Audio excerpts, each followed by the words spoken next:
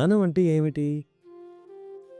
చాలామంది చెబుతుంటారు, శాంతంగా తయారవ్వడం ధ్యానమని, కళ్ళు మూసుకుని మాట్లాడకుండా కూర్చోవడం ధ్యానమని, నిశ్శబ్దంగా కూర్చోవడం ధ్యానం అని, ఆలోచనా రహితంగా తయారవ్వడం ధ్యానం అని. కానీ ఇవన్నీ పరిణామాలు. ఏకీకృత మనస్సు లేదా కేంద్రీకృత మనస్సు ధ్యానం చేయడం ద్వారానే పొందే పరిణామం లేదా ఉత్పత్తి. మనం ఈ ధ్యానం అనే సంస్కృత పదాన్ని రెండుగా విడగొడితే ధీ ప్లస్ యాన్. धी ये जो धातु है संस्कृत में, ధీ అనేది సంస్కృత ధాతువు. ఇది గాయత్రి మంత్రంలో రెండుసార్లు వస్తుంది. ధీమహి ధియో యోనః ప్రచోదయాత్. ధీ అనగా అంతిమ జ్ఞానం అని అర్థం. మనం గాయత్రి మాతను ప్రార్థిస్తాము, తల్లి మాకు అంతిమ జ్ఞానాన్ని ప్రసాదించు, ప్రజ్ఞను ప్రసాదించు అని. కానీ చెప్పడం మాత్రంతోనే మనకు అంతిమ జ్ఞానం ప్రాప్తించదు, చేస్తే లభిస్తుంది. తలచుకుంటేనే భగవంతుడు లభించడు.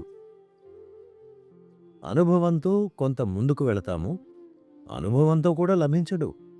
దీని గురించి మనం తరువాత చర్చిద్దాము. ఇంకా యాన్ అంటే అర్థం ఏమిటి?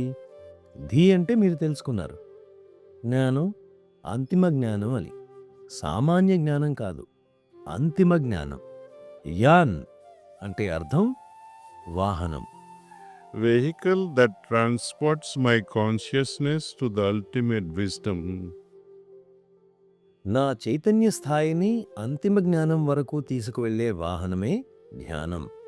ఇప్పుడు మీరు ఋషభదేవుల పరిశోధనను అభినందించాలి.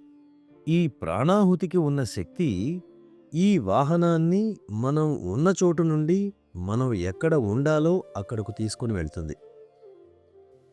Without this transmission of pranahuti, you cannot become dhyanmayi. ఈ ప్రాణాహుతి ప్రసారం లేకుండా మీరు ధ్యానమయంగా తయారవ్వలేరు. అది సాధ్యం కాదు. ఈ భూమి అంతా ఒక న్యూక్లియర్ బాంబుచే పేల్చివేయబడింది అని మీరు ఊహించండి. కేవలం ఖాళీ ఇళ్ళు, ఖాళీ కార్లు మాత్రమే మిగిలి, అలాగే మనం కొంతమంది మిగిలాము. కారులో ఇంధనం లేదు.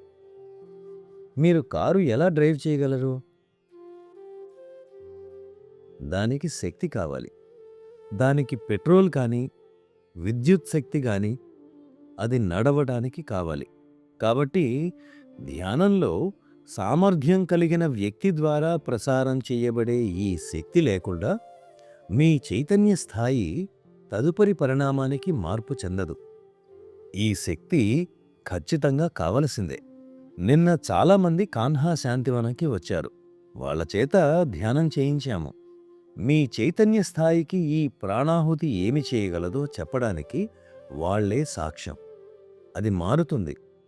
మనం అంతరంగం నుండి మారుతున్న కొద్దీ క్రమక్రమంగా అది మార్పు చెందుతుంది. నా హృదయంలో ఎంత ఎక్కువ స్వచ్ఛత ఉంటే అంత ఎక్కువ ప్రాణాహుతి నా హృదయంలోకి ప్రవహిస్తుంది. అలాగే అంత ఎక్కువ మార్పు నా చైతన్య స్థాయిలో కలుగుతుంది. మనం నిదానంగా, క్రమంగా కైవల్యం వైపుకు అడుగులు వేస్తాము. ఎలా? నేను చెప్పినట్లు నమ్మకం మంచిదే, అనుభూతి ఇంకా మెరుగైనది. కానీ అనుభూతి మాత్రమే అంతా కాదు. దివ్య అనుభూతులు గొప్పవి అయి ఉండొచ్చు. అందరూ అంటూ ఉంటారు, సంపన్నుల ఆతిథ్యం చాలా గొప్పగా ఉంటుంది అని.